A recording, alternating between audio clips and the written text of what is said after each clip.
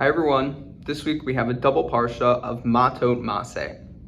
And in the first of the two Parshot this week, there's a very interesting episode, as there usually is, where Hashem tells Moshe to tell the Jewish people, tell Bnei Israel to take revenge against Midian, right, against the Midianite people for attacking you, right, in order to avenge the Jewish people, right, because they attacked the Jewish people, therefore it makes sense to then enact revenge on the Midianites.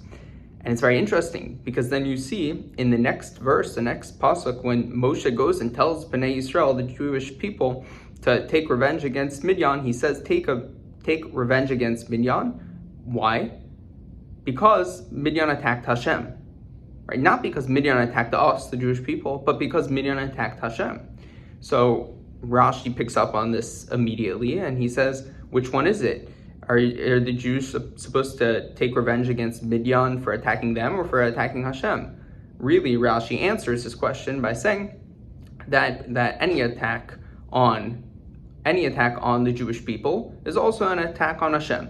And I think that's a very beautiful idea. But the Or HaChaim goes one step further, and he says that Hashem really left it up to Moshe to phrase it in a way to the Jewish people to be most effective. Hashem told Moshe that the Jews should take revenge against the Midianites for attacking them. But in order to make that happen, according to the Or HaChaim, Moshe had to frame it in a way to make the Jewish people get up. And I think Moshe is putting such a great way to go about thinking about life in his phrasing of this counterattack that the Jewish people are going to have on the Midianites. That, like Rashi is saying, any attack on the Jewish people is then an attack on Hashem. But what Moshe is adding here, the nuance that I think the Or HaChaim is trying to pull out, is any attack on Hashem is also an attack on the Jewish people. So this message is very pertinent for us, especially in today's world, and it actually reminds me of another piece of Torah from one of my Rebbeim, that during Pesach, the holiday of Passover, we call it, as the Bnei Yisrael calls it, right? Chag HaPesach, the holiday where Hashem passed over all the houses. We thank Hashem, essentially. But in the Torah, what does Hashem call the holiday? He calls it Chag HaMatzot, right? The holiday of the matzah, the unleavened bread, which the Jews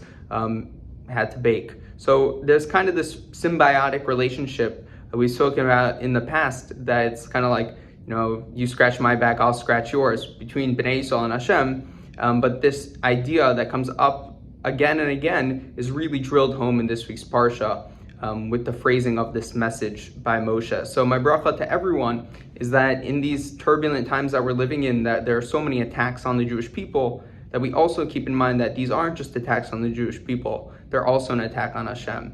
And we should really take time to think about that and how we could counterattack, just like in this week's Parsha. With that, I wish you all a Shabbat Shalom.